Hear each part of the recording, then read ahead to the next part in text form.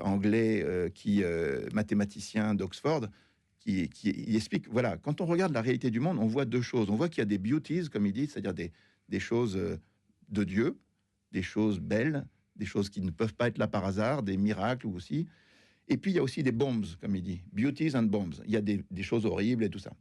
Et une vision du monde qui n'intègre pas les deux, qui fait l'impasse sur l'une, elle est fausse.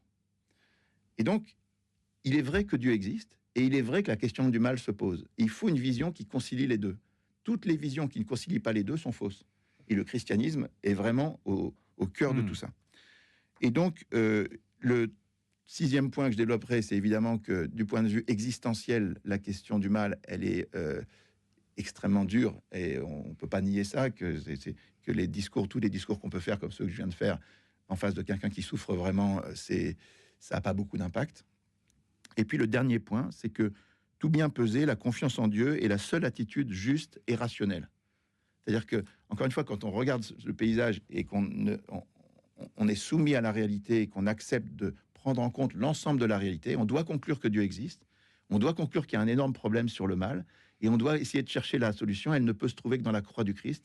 Et je développerai beaucoup cette question de la croix du Christ pour montrer à quel point elle est centrale dans l'univers, dans le monde. Je développerai une découverte que j'ai faite quand j'ai monté une boîte de cinéma.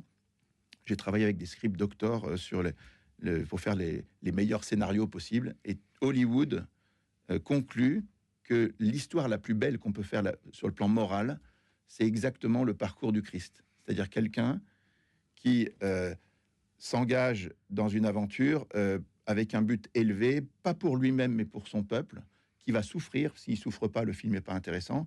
Qui va à un moment arriver dans un combat contre des adversaires nombreux, qui va arriver à une bataille finale qu'on appelle le climax, où il est confronté à la mort, aux ténèbres. Ça, c'est dans les manuels de scénario d'Hollywood.